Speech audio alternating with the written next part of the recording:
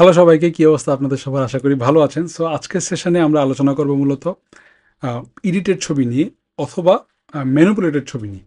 আসলে fake news ছড়ানোর জন্য এডিটেড ছবি বা ম্যানিপুলেটেড ছবি সবসময় ব্যবহার হয়ে আসছে। বর্তমান সময়ে অধিকাংশ ফেক নিউজ ছড়ায় এআই বা ডিপফেকের মাধ্যমে, কিন্তু এডিটেড এবং ম্যানিপুলেটেড ছবি অনেক আগে থেকেই আসলে বিভিন্ন ফেক নিউজ ছড়ানোর ব্যাপারে বা বিভিন্ন প্রপাগান্ডা ছড়ানোর ব্যাপারে বা বিভিন্ন বিভ্রান্তিকর তথ্য ছড়ানোর ব্যাপারে ব্যবহার হয়ে আসছিল। সো আজকে আমরা আলোচনা করব যে কিভাবে আপনি এডিটেড ছবি দেখে বুঝবেন যে আসলে এটা এডিটেড ছবি কিনা বা ম্যানিপুলেটেড ছবি কিনা, এবং কিভাবে মূলত এই জিনিসগুলো ব্যবহার করা হয়। এবং আমরা একটা টুল নিয়েও আলোচনা করব, যেই টুলটা ব্যবহার করে আপনারা বিভিন্ন এডিটেড ছবি নিয়ে একটু ঘাটাঘাটি করতে পারবেন এবং সেটা নিয়ে অ্যানালাইসিস করতে পারবেন। সো আমরা চলে যাই সরাসরি আমাদের যে ড্যাশবোর্ডে। সো আমরা যদি দেখি যে এখানে মূলত আমি একটা উদাহরণ রেখেছি, খুব ইন্টারেস্টিং একটা উদাহরণ রেখেছি আপনাদের জন্য।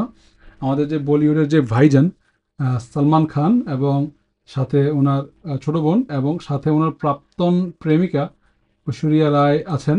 সো এখানে দেখা যাচ্ছে যে সালমান খান এবং ঐশ্বরিয়া রায় এবং তার ছোট বোন একসাথে একই ফ্রেমে বন্দী হয়েছেন, এবং দেখেন এখানে ঐশ্বরিয়া রায় সালমান খানকে ধরেও রেখেছেন।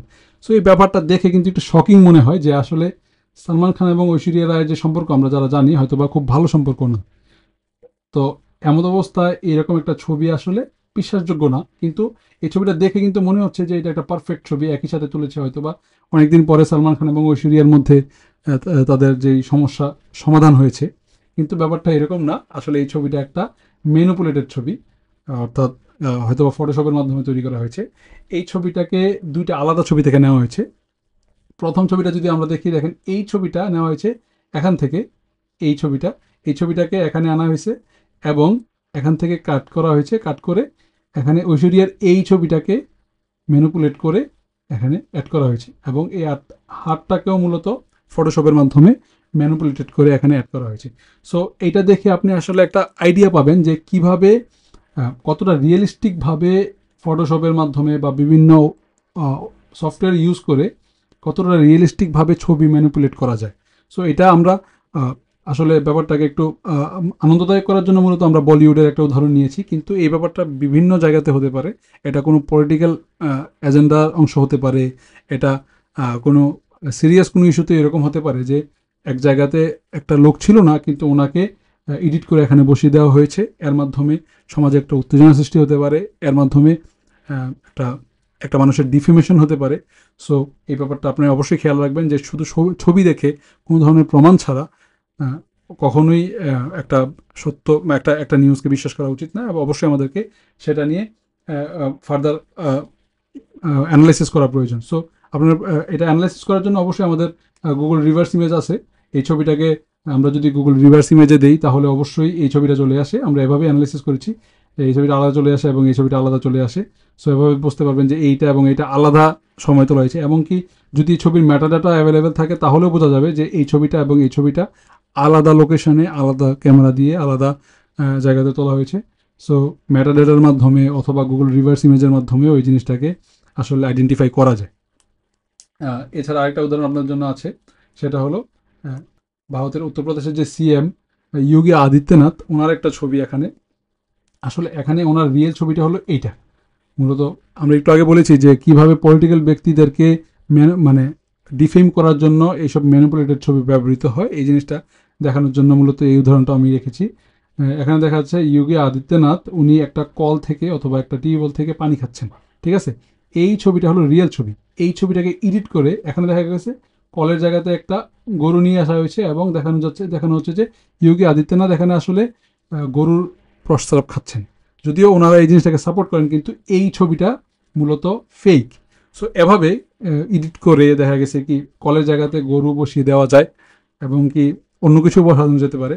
সো এভাবে দেখেন এই ছবিটা যদি আপনারা দেখেন খুব কত রিয়েলিস্টিকভাবে এটাকে ম্যানিপুলেট করা হয়েছে। কলটাকে বোঝাই যাচ্ছে না, মনে হচ্ছে যে যোগী আদিত্যনাথ আসলেই হয়তো বা প্রস্তাব খাচ্ছেন, কিন্তু এটা রিয়েল ছবি না। উনি হয়তো বা প্রস্তাব খেতে পারেন বা নাও খেতে পারেন, কিন্তু এই ছবিটা রিয়েল না। এরকম যোগী আদিত্যনাথের জায়গায় অন্য কোনো রাজনৈতিক ব্যক্তিবর্গ হতে পারে, অথবা আপনার আশেপাশের কোনো ব্যক্তি হতে পারে, আপনি নিজেও হতে পারেন, অথবা আপনার ছবিকে ম্যানিপুলেট করে আপনাকে ডিফেম করার জন্য এই জিনিসটা তৈরি করা হতে পারে। এই জন্য কোনো একটা ছবি দেখার পরেই শেয়ার করে ফেলা উচিত না, অবশ্যই এটাকে নিয়ে অ্যানালাইসিস করা উচিত। যদি আপনার কাছে মনে হয় যে এই ছবিটা নিয়ে অ্যানালাইসিস করা প্রয়োজন, যদি আপনার কাছে মনে হয় যে এই ছবিটা ফেক হতে পারে, অবশ্যই এই ছবিটা নিয়ে আপনার অ্যানালাইসিস করা প্রয়োজন।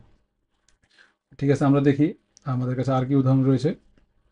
দেখেন আরেকটা জিনিস হলো, ওটা ছিল ফেক, মানে সফটওয়্যারের মাধ্যমে ইমেজ ম্যানিপুলেশন। এখানে ইমেজ ম্যানিপুলেশনের আরেকটা ধরন চলে এসেছে বর্তমান সময়ে। এরকম অনেক মানে ওয়েবসাইট এসেছে যার মাধ্যমে আপনি মূলত ফেস এক্সপ্রেশন আপনি চেঞ্জ করতে পারবেন। দেখেন এটা হলো মূলত অরিজিনাল ছবি একটা মানুষের।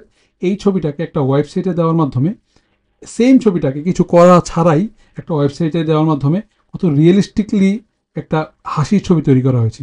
সো এই ছবিটা দেখেও আপনার কাছে আনহার্মফুল মনে হতে পারে যে একটা ছবিকে হাসির ছবি করলে কী হতে পারে, কিন্তু এই ছবিটা যদি প্রেক্ষাপট চেঞ্জ করে দেওয়া হয়, ধরেন একজন একটা প্রদেশের, ভারতের কোনো প্রদেশের একজন মুখ্যমন্ত্রী অথবা বাংলাদেশের কোনো প্রধানমন্ত্রী কোনো একটা মানুষের জানাজাতে গেল, জানাজাতে যাওয়ার পরে উনি আসলে ওইখানে শোক প্রকাশ করতে গিয়েছে, কিন্তু ওনার এই ছবিটাকে চেঞ্জ করে এরকম হাসি মুখে করে দেওয়া হলো, এই জিনিসটাকে খারাপভাবে উপস্থাপন করা হলো।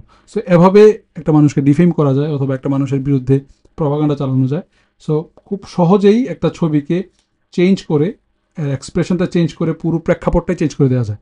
সো বর্তমান সময়ে বিভিন্ন ওয়েবসাইটের মাধ্যমে খুবই সহজে এই জিনিসগুলো করা যায়। এই জন্য আমাদের খুব সচেতন থাকতে হবে এইসব ছবিকে বিশ্বাস করার আগে বা এইসব ছবিকে ফার্দার শেয়ার করার আগে, জিনিসটা সচেতন থাকতে হবে। এবং সবচেয়ে মহামারী আকারে বর্তমান সময়ে যে জিনিসটা দেখা গেছে সেটা হলো এইরকম স্ক্রিনশটস। বর্তমান বিভিন্ন ওয়েবসাইটের মাধ্যমে অথবা আপনি ওয়েবসাইট ছাড়াও একটা স্ক্রিনশট তৈরি করা খুব কঠিন কিছু না। এই জন্য স্ক্রিনশটের মাধ্যমে এখন প্রচুর ফেক নিউজ ছড়াচ্ছে। এই জন্য এই ধরনের স্ক্রিনশটকে, স্ট্যাটিক স্ক্রিনশটকে বিশ্বাস করা থেকে আমাদের অবশ্যই নিজেকে বাঁচিয়ে রাখতে হবে।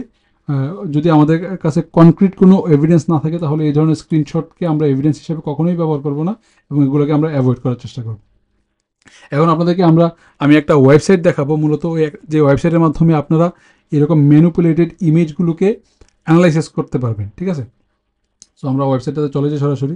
সো আমরা সরাসরি চলে আসলাম ওয়েবসাইটের ভিতরে। সো এইটা হলো একটা ইমেজ অ্যানালাইসিস করার ওয়েবসাইট। এই ওয়েবসাইটের নাম হলো ফরেনসিকলি।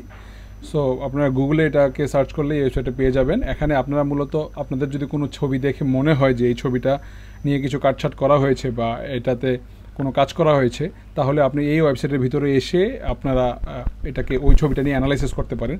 সো দেখেন এই ওয়েবসাইটে অলরেডি একটা ইমেজ আছে। আমরা কিভাবে এই ওয়েবসাইটের মাধ্যমে একটা ইমেজকে অ্যানালাইসিস করব তার কিছু টুল আমরা এখানে দেখি। প্রথমে দেখেন এই ওয়েবসাইটটার মধ্যে যে ছবিটা দেওয়া আছে, এই ছবিটা হলো একটা ল্যান্ডস্কেপের ছবি। এখানে একটা ইউএফওর মতো আছে, এখানে একটা প্যারাশুটের মতো আছে, ইউএফওর একটা ছায়াও পড়ে আছে। সো আমরা যদি এই ছবিটাকে একটু গুরুত্ব দিয়ে দেখি, এই এখানে দেখেন অনেকগুলো টুল আছে। প্রথমে হলো একটা ম্যাগনিফায়ার টুল। আপনি যেখানে কার্সরটা নেবেন এখানে বড় হয়ে, মানে জুম ম্যাগনিফাই হয়ে আপনার সামনে আসবে জিনিসটা, তাহলে আপনি দেখতে পারবেন যে আসলে যেই অবজেক্টগুলো এখানে আছে সেগুলোকে আপনি একটু কাছ থেকে দেখতে পারবেন। সেটা আপনার ইয়ার ক্ষেত্রে, মানে অ্যানালাইসিস করার ক্ষেত্রে হেল্প হবে। সো ম্যাগনিফাই টুলের মাধ্যমে যদি আমরা দেখি, দেখেন এই ওয়েবসাইটের মধ্যে এই ইউএফওটা যেটা দেখা যাচ্ছে, এই ইউএফওটার মধ্যে কিন্তু একটা এজ দেখা যাচ্ছে। ঠিক আছে, কিন্তু ইউএফওটা যেমন একটা আলাদা অবজেক্ট, ঠিক এইরকম এই ল্যান্ডস্কেপে আরেকটা আলাদা অবজেক্ট হলো এই হিলটা। কিন্তু হিলটা যদি আমরা একটু ম্যাগনিফাই গ্লাস দিয়ে দেখি, হিলটাতে কিন্তু কোনো এজ দেখা যাচ্ছে না, কিন্তু ইউএফওটাতে এরকম একটা এজ দেখা যাচ্ছে।